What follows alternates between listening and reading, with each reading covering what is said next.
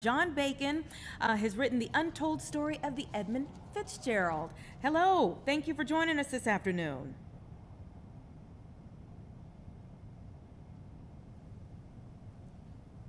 John, can you hear me? John, can you? I can hear you now. Okay, all right. Wonderful, wonderful. I was just giving you your flowers. Uh, so thank you for making time for us this afternoon. Tell me about the Mighty Fitz. Sure, it was in fact the greatest ship on the Great Lakes. It's not a myth.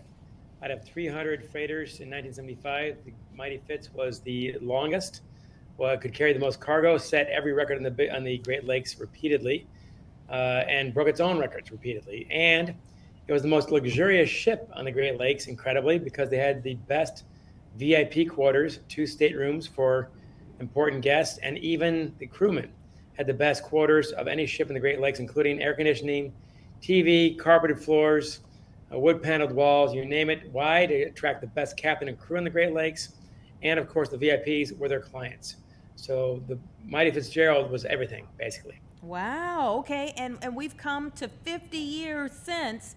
How have you come upon the information that you've been able to come upon to tell this story more thoroughly?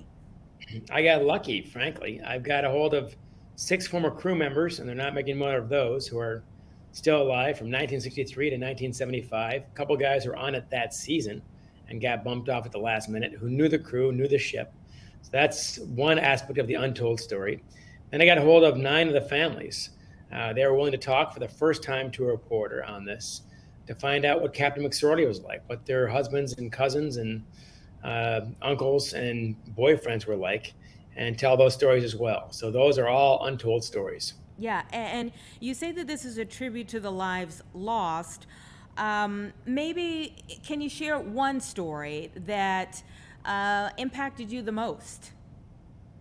The one that probably affected me the most is the guy I related to the most. Bruce Hudson dropped out of the Ohio State University as a forestry student. He's a good student, but he wanted to get on a ship. He's making very good money. He's saving it.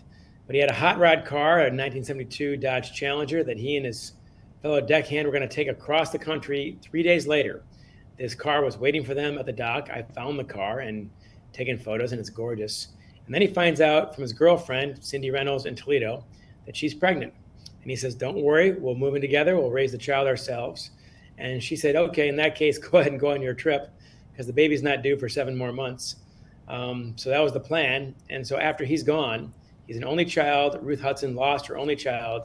Ruth Hudson discovers 6 months later that guess what? She's going to be a grandmother. Oh, wow, wow, wow. You call it America's most mourned maritime disaster. What makes it so?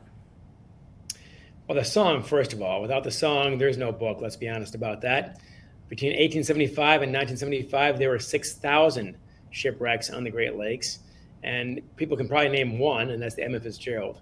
But also because the mystery has never quite been solved and probably never will be solved completely. I think we come closer to it in this book with new research. But as Ruth Hudson herself said, 30 know, 29 men, and God, and no one's talking. So the mystery is always part of it. And I think finally is the fact that after all those shipwrecks, since this one on November 10th, 1975, there has not been a single shipwreck on the Great Lakes in 50 years. So it is the last one. And I think that, and maybe you can talk more about this, that people really underestimate the Great Lakes. You live in Chicago, and we should all know better. And I live in Ann Arbor, Michigan, not too far from our lakes on this side. We should know better, but we don't. I didn't know better, honestly. How about this fun fact, which I got from experienced sailors on both the Great Lakes and the Atlantic Ocean? The Great Lakes are more dangerous than the Atlantic Ocean. Wow. Partly because salt water smushes down the waves on the ocean, makes them smoother and spreads them out. On the Great Lakes, they're like mountaintops, high and spiky, and they come twice as fast as they do in the ocean.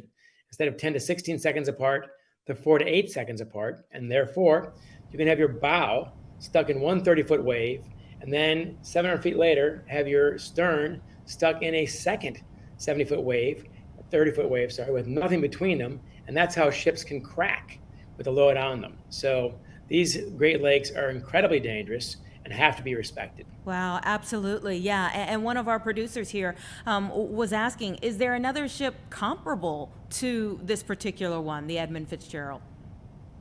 Not really. It's a great question, but this was the Titanic of its time. And people at Sault Ste. Marie, Port Huron in Michigan, and Toledo, they would line up for a day or two to watch this ship come by. So it was a rock star, it was a celebrity. And before that, there was the Morel accident in 1966, a 600-footer. And before that, the Bradley in 1958, some parallels. But both of those had survivors. So that's about as close as you can get, and nothing since. Well, thank you for your curiosity that's led us to have what I'm sure will be another award-winning effort from you here in your book, and now cataloging this storm of the century and the untold story of the Edmund Fitzgerald. I appreciate your time. Well, thank you very much. I'll be at the University of Chicago Club next Thursday and at Lake Forest Bookstore that night on October 16th, and it's all on johnnubacon.com. There's my shameless plug. Thank you. Oh, listen, not shameless at all. I'm sure people will line up to pick your ear for sure. Take